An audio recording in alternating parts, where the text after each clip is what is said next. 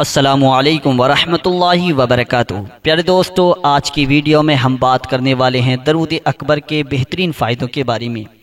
میرے پیارے دوستو، اگر آپ لوگ اس عمل کو کرتے ہو تو آپ کی زندگی بدل جائے گی۔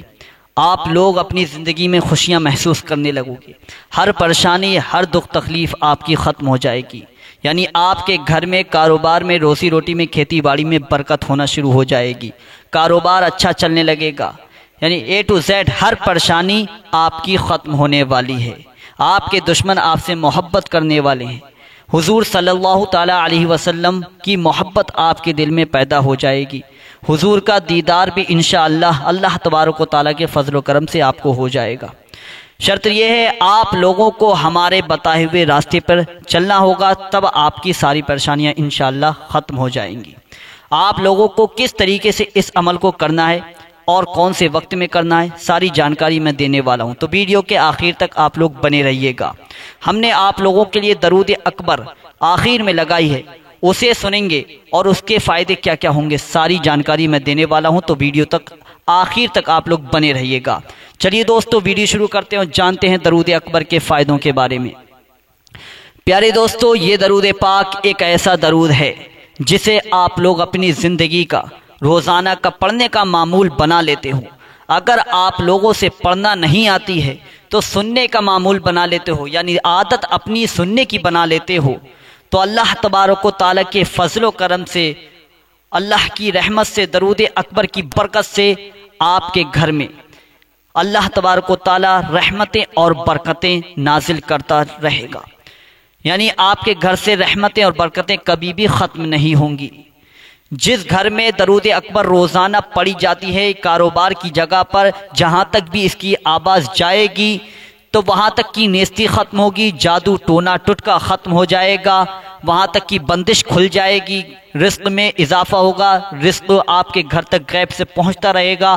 یعنی ہر پریشانی آپ کے گھر سے ختم ہو جائے گی۔ اگر آپ کے اوپر کوئی بلا ہے وہ بھی ختم ہو جائے گی، اور آپ کے گھر میں، پریوار میں اگر لڑائیاں ہو رہی ہیں، آپس میں بھائی چارہ نہیں ہے، تو وہ بھی انشاءاللہ اس درود اکبر کی برکت سے ہو جائے گا۔ آپ لوگوں کو میں یہ بتا دوں یہ کب کرنا ہے۔ سب سے پہلے آپ لوگوں کو فجر کی نماز ادا کرنا ہے، ٹھیک ہے؟ اگر آپ لوگ نماز ادا نہیں کرتے ہو تو اس عمل کا کوئی فائدہ نہیں ہے۔ کتنے بھی عمل آپ لوگ کر لو، بغیر نماز کے قبول نہیں ہوں گے۔ تو پہلے یہ ہے کہ فجر کی نماز ادا کریں با جماعت، ٹھیک ہے؟ پھر اس کے بعد آپ لوگ 3 مرتبہ درود پاک پڑھیں صلی اللہ تعالی علیہ وآلہ وسلم۔ پھر اس کے بعد آپ لوگ 1 مرتبہ درود اکبر کی تلاوت کر لیں، آپ کی اسکرین پر ہے، میں نے ویڈیو کے آخر میں لگا دیے، اسے پڑھ لیں۔ اگر پڑھنا نہیں آتی ہے تو 1 مرتبہ بلند آواز سے سن لیں۔ پھر اس کے بعد 3 مرتبہ درود پاک پڑھیں صلی اللہ تعالی علیہ وآلہ وسلم۔ پھر اللہ تبارک و تعالیٰ کی بارگاہ میں ہاتھ اٹھا کر رو رو کر اپنی دعا مانگیں اور اللہ تبارک و تعالیٰ کی بارگاہ میں عرضی لگائیں۔ انشاءاللہ آپ کو کیسے کرنا ہے؟ حضور صلی اللہ تعالیٰ علیہ وسلم کا وسیلہ دے کر آپ لوگ دعا مانگیے گا۔ انشاءاللہ آپ کے دل میں جو بھی جائز تمنا نیک دعا ہوگی وہ قبول ہو جائے گی۔ آپ لوگ اسی طریقے سے پریشانیوں سے نکل سکتے ہیں۔ آپ لوگوں کو یہ کام روزانہ فجر کی نماز کے بعد ہی کرنا ہے۔ اللہ تبارک و تعالیٰ نے جب تک آپ کی زندگی اس دنیا کے اندر لکھ دی ہے، جب تک آپ لوگ اس کام کو کریے گا، انشاءاللہ کبھی بھی آپ کی زندگی میں پریشانی نہیں آئے گی۔ یہ کام آپ لوگ ضرور کریں، اس عمل کو کر کے دیکھیں، 1 مرتبہ انشاءاللہ فائدہ ملے گا۔ چلیے دوستو، اور جانتے ہیں درود اکبر کے فائدوں کے بارے میں۔ اگر کوئی شخص یہ چاہتا ہے کہ اس کے دل میں حضور صلی اللہ تعالی علیہ وآلہ وسلم کی محبت پیدا ہو جائے، اس شخص کو حضور کا دیدار ہو جائے، اگر حضور کا دیدار بھی ہو جاتا ہے، حضور کی محبت بھی ہو جاتی ہے، تو اس کی دنیا بھی سنور جائے گی اور بعد مرنے کی آخرت بھی سنور جائے گی۔ آپ لوگوں کو یہ عمل کیسے کرنا ہے سنیے گا۔ سب سے پہلے آپ لوگ عشاء کی نماز ادا کریں۔ نماز ادا کرنے کے بعد آپ لوگ کوئی گندا کام نہ کریں، اپنی زبان کو پاک رکھیں، ٹھیک ہے؟ پھر اس کے بعد جب بستر پر لیٹنے کے لیے جائیں تو اس کے بعد آپ لوگوں کو 3 مرتبہ درود پاک پڑھنا ہے صلی اللہ تعالی علیہ وآلہ وسلم۔ پھر اس کے بعد آپ لوگ 1 مرتبہ آیت الکرسی کی تلاوت کریں۔ آیت الکرسی یاد ہو تو آپ لوگ پڑھ سکتے ہیں، نہیں یاد ہے تو آپ لوگ آیت الکرسی دیکھ سکتے ہیں، پھر اس کے بعد پڑھ لیجئے گا۔ پھر آپ لوگ قرآن پاک میں 4 قل جو آتے ہیں 30ویں پارے میں اما کے پارے میں آپ لوگوں کو ایک ساتھ مل جائیں گے، وہ 4 قل آپ لوگ پڑھ سکتے ہیں، ٹھیک ہے۔ اس کے بعد آپ لوگ ایک مرتبہ درود اکبر کی تلاوت کر لیں، اگر پڑھنا نہیں آتی ہے تو ایک مرتبہ سن لیں، پھر 3 مرتبہ درود پاک پڑھیں صلی اللہ تعالی علیہ وآلہ وسلم، پھر اس کے بعد اللہ تبارک و تعالیٰ کی بارگاہ میں حضور صلی اللہ تعالی علیہ وسلم کا وسیلہ دے کر دعا مانگیے گا، اپنے گناہوں سے معافی مانگیے گا، جو بھی آپ لوگوں نے اپنی زندگی میں یا آج اس دن جب بھی عمل کریں اس دن کا نام لے کر آپ لوگ دعا مانگیں اور اپنے گناہوں سے معافی مانگیں۔ انشاءاللہ اگر آپ لوگ ایسا یہ عمل کر لیتے ہو اور پھر اس کے بعد آپ لوگ دیکھیں گے درود اکبر کی برکت دیکھیں گے، حضور صلی اللہ تعالی علیہ وسلم کے صدقے طفیل آپ لوگوں کو اللہ تبارک و تعالی حضور کا دیدار بھی کرائے گا اور حضور کی محبت بھی آپ کے دل میں ڈال دے گا۔ اگر آپ لوگ ایسا کر لیتے ہو تو انشاءاللہ آپ کی زندگی بدل جائے گی، آپ لوگ کبھی بھی پریشان نہیں ہوں گے، کبھی بھی آپ کے دشمن آپ کو پریشان نہیں کریں گے، آپ کے دل میں حضور صلی اللہ تعالی علیہ وسلم کی محبت تو آپ کے دل میں پیدا ہوگی، لیکن وہ آپ کے دشمن جو ہیں ان کے بھی دلوں میں آپ کی محبت پیدا ہو جائے گی، ٹھیک ہے۔ یہ آپ لوگ کام ضرور کر لیں، انشاءاللہ آپ کو فائدہ ملے گا۔ امید کروں گا اگر آپ لوگوں کو یہ ویڈیو پسند آئی ہو تو ویڈیو کو لائک کر دیں، چینل پہ پہلی بار آئے تو چینل کو سبسکرائب ضرور کر دیں، بیل آئیکن کو یعنی گھنٹی والا جو بٹن آتا ہے اس کو ضرور دبا دیں تاکہ آنے والی ہر ویڈیو سب سے پہلے آپ لوگوں کو ملتی رہے۔ چلیے دوستو اب دل لگا کر درود اکبر کی تلاوت کو سنتے ہیں اور اپنے نامہ اعمال میں نیکیوں کا اضافہ کرتے ہیں، نیکیوں کی بڑھوتری کرتے ہیں، کیا پتہ یہی نیکی کل میدان محشر کے دن بخشش کا ذریعہ بن جائے، جنت میں جانے کا ٹکٹ بن جائے۔ تو آپ لوگ ایسی نیکیوں کو مت چھوڑیے گا، کما کر جائیے گا، ویڈیو کو آخر تک سنیے گا، جب بھی کوئی پریشانی آئے، جب بھی کوئی مشکل آئے تو درود اکبر کو سن لیجئے گا، انشاءاللہ آپ کو ضرور فائدہ ملے گا۔ چلیے دوستو اب سنتے ہیں درود اکبر۔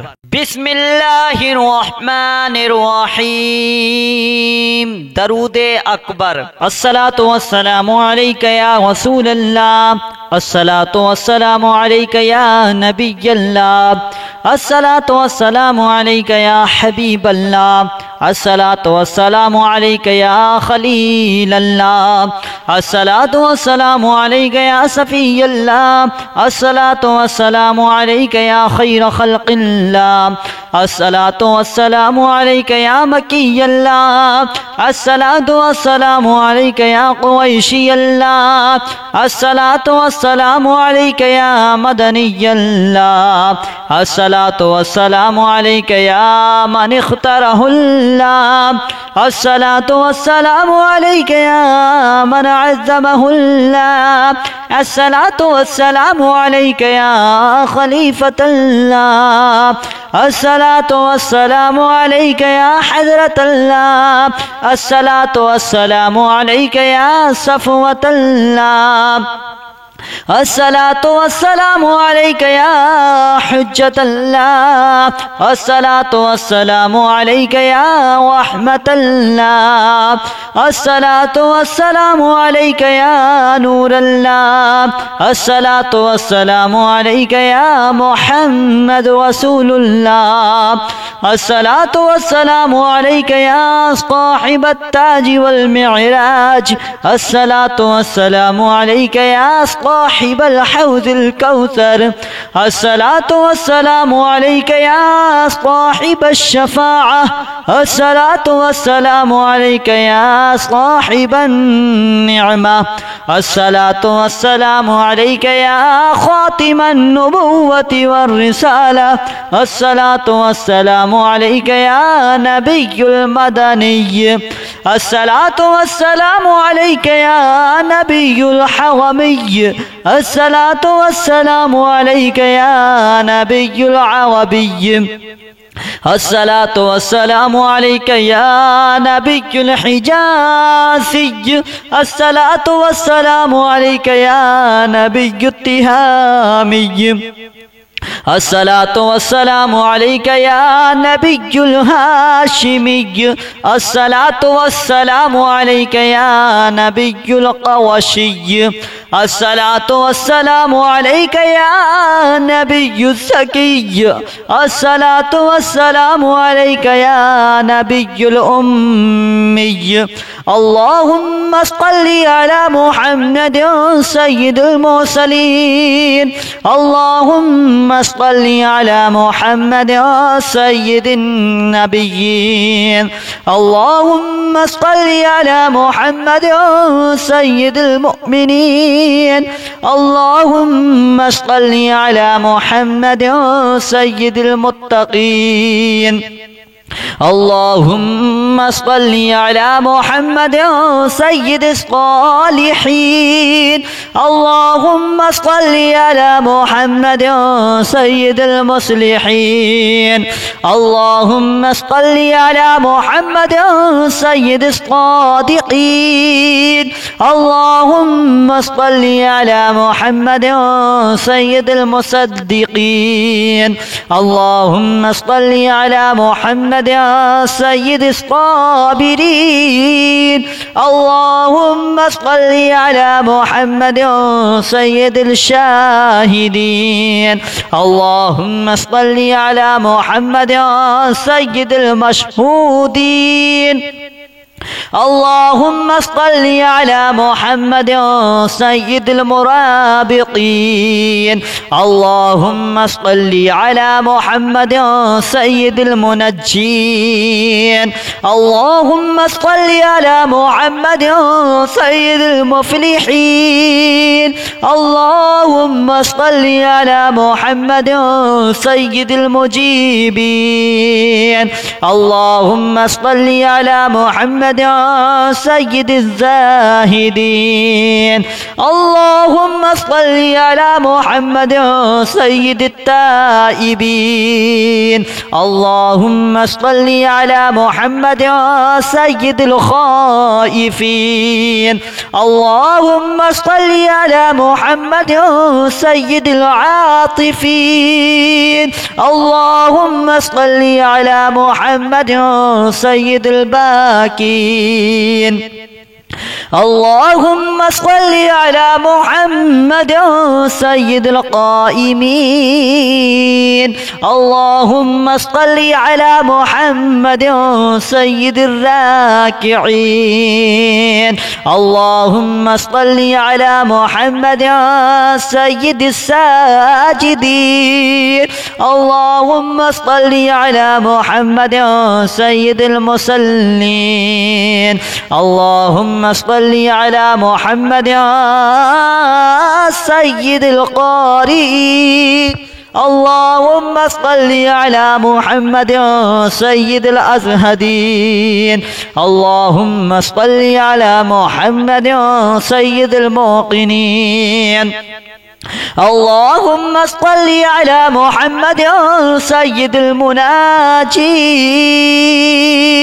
اللهم صل على محمد سيد القانعين اللهم صل على محمد سيد الحافظين اللهم صل على محمد سيد الجائعين اللهم صل على محمد سيد الحامدين اللهم صل على محمد سيد المرشدين اللهم صل على محمد سيد الناذرين اللهم صل على محمد سيد المباركين اللهم صل على محمد سيد الموحدين اللهم صل على محمد سيد القائلين اللهم صل على محمد سيد المذكورين اللهم صل على محمد سيد الناصرين اللهم صل على محمد سيد الذافرين اللهم صل على محمد سيد الوارثين اللهم صل على محمد سيد المظفرين اللهم صل على محمد سيد الموزوقين اللهم صل على محمد سيد الراشدين الراغبين. اللهم صل على محمد سيد المشفقين. اللهم صل على محمد سيد السائحين. اللهم صل على محمد سيد التوابين. اللهم صل على محمد سيد المالوفين. اللهم صل على محمد سيد المنيبين. اللهم صل على محمد سيد العابدين. اللهم صل على محمد سيد المساكين. اللهم صل على محمد سيد المبافقين. اللهم صل على محمد سيد المرافقين. اللهم صل على محمد سيد الفائزين. اللهم صل على محمد سيد العاملين. اللهم صل على محمد سيد العائذين. اللهم صل على محمد سيد الطاهرين. اللهم صل على محمد سيد الناجين. اللهم صل على محمد سيد الطاهرين. اللهم صل على محمد سيد الزاهرين. اللهم صل على محمد سيد التابعين. اللهم صل على محمد سيد الفاضلين. اللهم صل على محمد سيد الشاكرين. اللهم صل على محمد سيد المتطهرين. اللهم صل على محمد سيد المطيعين. اللهم صل على محمد سيد المرحومين. اللهم صل على محمد سيد المغفورين. اللهم صل على محمد سيد الفاضلين. اللهم صل على محمد سيد الطالبين. اللهم صل على محمد سيد المطلوبين. اللهم صل على محمد سيد المطهرين. اللهم صل على محمد سيد الصوامين. اللهم صل على محمد سيد القوامين. اللهم صل على محمد سيد الأوابين. اللهم صل على محمد سيد الواصلين. اللهم صل على محمد سيد المحبين. اللهم صل على محمد سيد المحبوبين. اللهم صل على محمد سيد المورودين. اللهم صل على محمد سيد المقبولين. اللهم صل على محمد سيد المشتاقين. اللهم صل على محمد سيد العاشقين. اللهم صل على محمد سيد المعشوقين. اللهم صل على محمد سيد العارفين. اللهم صل على محمد سيد الواعظين. اللهم صل على محمد سيد المذكورين. الصلاة والسلام عليك يا رسول الله अस्सलातु वस्सलामु अलैका या नबियल्लाह, अस्सलातु वस्सलामु अलैका या हबीबल्लाह, अस्सलातु वस्सलामु अलैका या खलीलल्लाह, अस्सलातु वस्सलामु अलैका या सफीयल्लाह, अस्सलातु वस्सलामु अलैका या खैर खल्क़िल्लाह, अस्सलातु वस्सलामु अलैका या मक्कियल्लाह, अस्सलातु वस्सलामु अलैका या कुरैशियल्लाह, अस्सलातु वस्सलामु अलैका या मदनियल्लाह, अस्सलातु वस्सलामु अलैका या मन इख्तरहुल्लाह, अस्सलातु वस्सलामु अलैका या मन अज़्ज़महुल्लाह, अस्सलातु वस्सलामु अलैका या खलीफतल्लाह,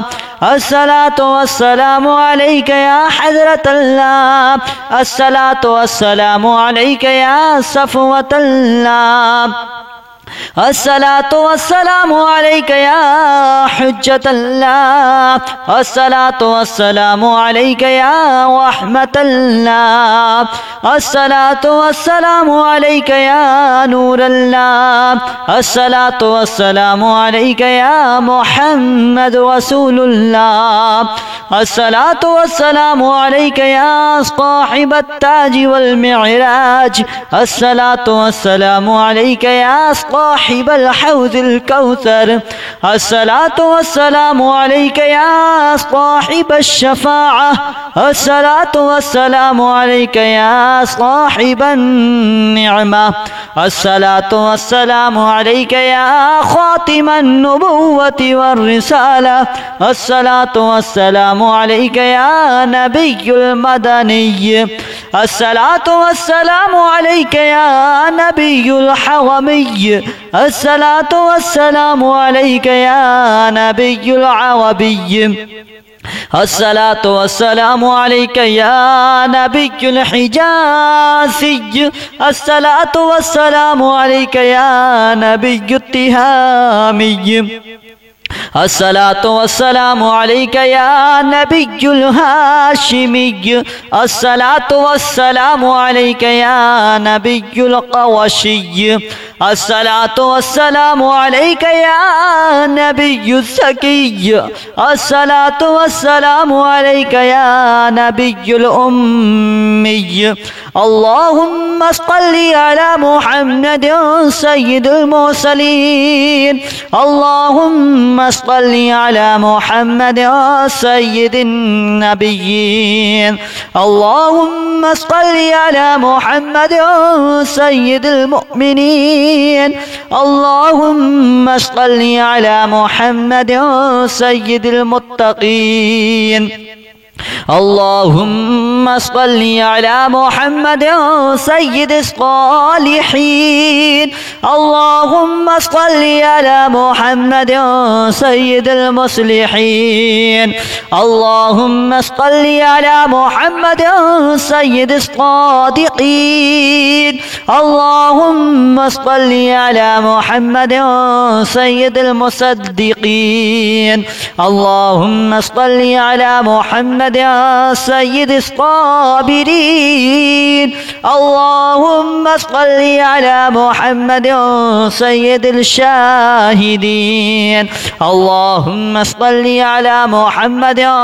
सय्यिदिल मशहूदीन, अल्लाहुम्मा सल्लि अला मुहम्मद सय्यिदिल मुराबिकीन, अल्लाहुम्मा सल्लि अला मुहम्मद सय्यिदिल मुनज्जीन, अल्लाहुम्मा सल्लि अला मुहम्मद सय्यिदिल मुफलिहीन, अल्लाहुम्मा सल्लि अला मुहम्मद सय्यिदिल मुजीबीन, अल्लाहुम्मा सल्लि अला मुहम्मद सय्यिदिज़ ज़ाहिदीन, अल्लाहुम्मा सल्लि अला मुहम्मद सय्यिदित ताइबीन, अल्लाहुम्मा सल्लि अला मुहम्मद सय्यिदिल खाइफीन, अल्लाहुम्मा सल्लि अला मुहम्मद सय्यिदिल आतिफीन, अल्लाहुम्मा सल्लि अला मुहम्मद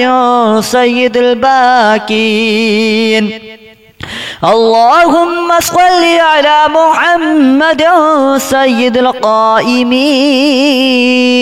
اللهم صل على محمد سيد الراكعين. اللهم صل على محمد سيد الساجدين.